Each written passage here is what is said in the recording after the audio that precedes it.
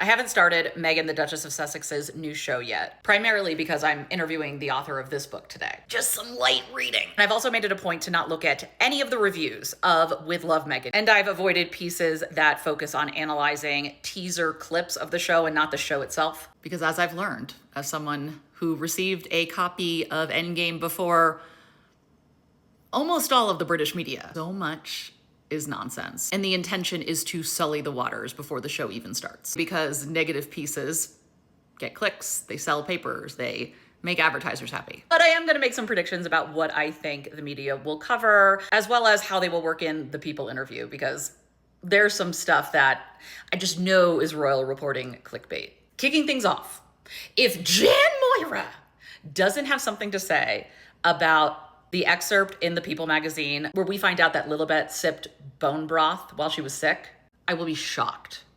And overwhelmingly, there is going to be this whole Montecito craziness, out of touch. This isn't relatable. It's not really supposed to be relatable. It is supposed to be somewhat aspirational, but my understanding of the show is it's just showing how we build community when we create things that nourish us, mind, body, and soul. But we have to continue with the fact that the Sussexes are entitled, literally, just like the rest of their family. And that somehow the fact that they make their own money and live the way they live, in part because they need security and privacy because of the British media and media in general, is somehow worse than a taxpayer-funded monarchy and the money that we know is coming from the duchies. My other prediction is that we are going to see Twitter used as research. We are going to see Meghan Markle fans have the same thing to say about her show, or reviews are mixed on Meghan's new show. And then we'll see a bunch of different tweets. But in no way will we receive verification that these are even real accounts. I don't know why my spidey senses are telling me this, but I feel like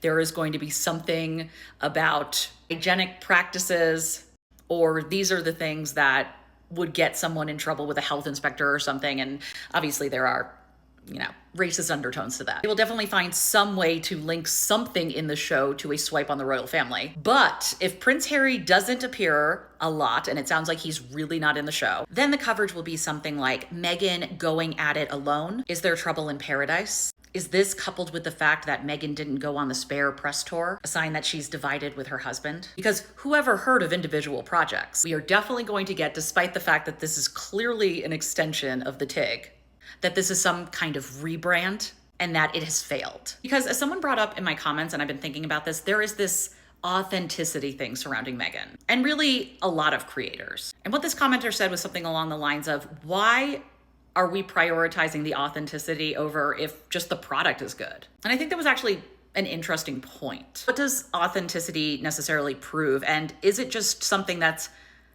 pretty much unattainable to practice 100% of the time? Which is also going to play into whatever the numbers are, however it does. If they can't make it a monetary failure, they will make it a moral failure. And you believe this is what she's doing now. Think of all the good she could have done if she had stayed in the royal family. Is this really the life Harry envisioned? Or my favorite, Meghan wouldn't be where she is right now without her royal family connection. Anyway, this is similar to what they did with Prince Harry's Spare, which is something like the fastest selling nonfiction book of all time. It broke records. Instead, most of the British media focused on how this was a low blow to the British royal family. It was making money off of his life story and desire to set the record straight. And that morality and ethics seem to apply to some people, but not to, say, billionaires who own these outlets. Those are some of my predictions. Timestamp it. I will start the show soon. I'll give my thoughts. I'll return with a look at